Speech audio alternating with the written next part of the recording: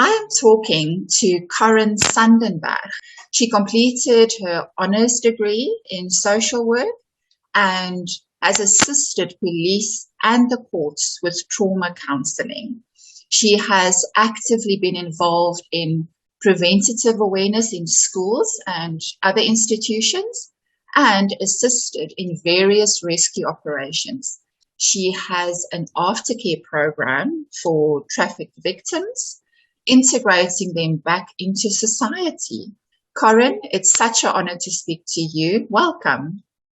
Unfortunately, this question has to be asked, and I think so many of us are so tired of the word coronavirus. But can you please tell us what effects has the lockdown and this virus had on the work that you do? Yes, it changed everything, Tisha, because you're in a lovely pattern. You're working on the streets at night. You're bringing the girls in and you're motivating them to come for skills development, and things changed. We couldn't get onto the streets anymore. But my girls, because they left prostitution, what could we do for them in the place? So they would come to us and they would get mealie meal and they would get vegetables every week, 50 Rand bus fare to come in and out, and clothes and whatever people brought, and skills being trained. So all of this stopped. And I realized that my girls are going to be either go back into prostitution, which most of them don't want to anymore because they became Christians and born again. I realized we needed to do some aid, give some aid. So we started driving into the rural areas with buckies and buckies of vegetables and foodstuffs for our girls to hand out to the poor. So they became soup kitchens in their homes. Isn't it beautiful? That is lovely. Cooking on, with on the fire with logs, big pots, and so they were caring for the people who lost their jobs, for the children who are hungry because they get food at school because the schools were closed. So This is so amazing what our girls started doing. And after lockdown stopped, they started coming back. By then I'd had this huge bus shed turned into the most magnificent skills development center right on my property. It was a really derelict bus shed, but it was made of bricks. So we just changed it, and I used all our spare pocket money, and we fixed it up and made it into this beautiful skills development center. So they came back to the center. But we realized, and it was like God just changed their hearts to realize they could make a difference in their neighborhoods. So I started training them and saying to them, girls, we're going to be trusting God for you, for a JoJo tank, because we've done vegetable training with them, vegetable garden training, that you have water on your property to be able to water your vegetable garden, give food to the poor magogos, sell some vegetables, have vegetables for your families, and to teach people that you don't hand out stuff. If you want marog, you weed my vegetable garden. So we're training them to train people, not to just be handout people. And then our girls, and we've taught them sewing at the Skills Development Center. We've been given the most magnificent industrial machines, which are working beautifully.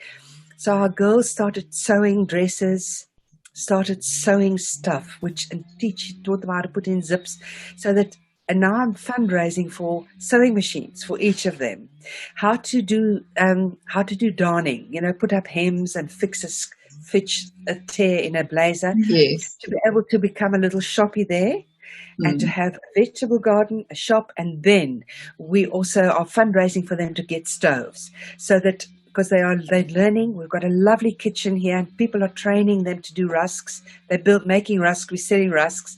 These lovely scones with sweet scones. So they are cooking and so on. So most of them have got one item now. Say one got a JoJo tank because she had the best veggie garden. The other two got sewing machines because they're the best sewers. The others got stoves because they're the best cookers. So we're beautiful. Most of them have got one item, but I'm trusting God for 3.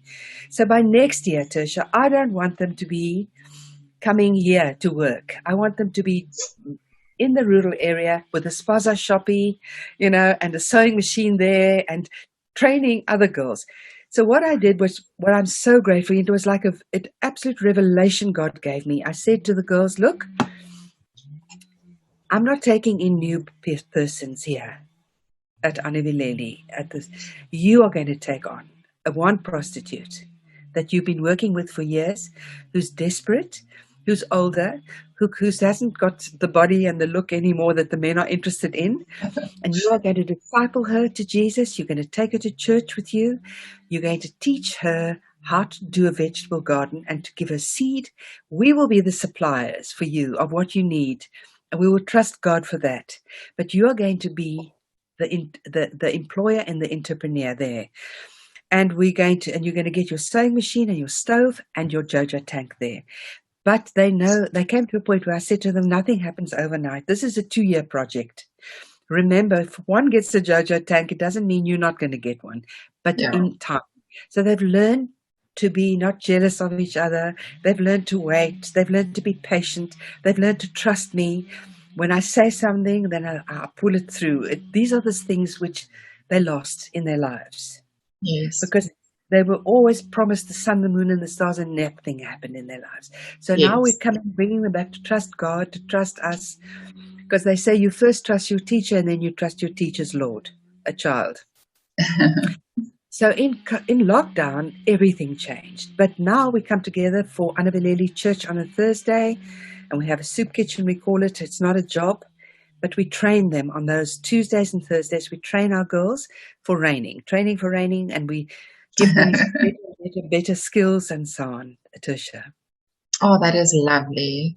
Yeah. Corinne, tell me, if anyone who's watching this video would like to make contact with you or would like to support you in any way, how can they make contact with you?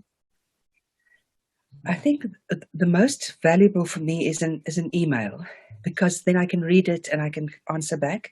We have a phone number which you're welcome to phone. So my telephone number is 082 456 2459.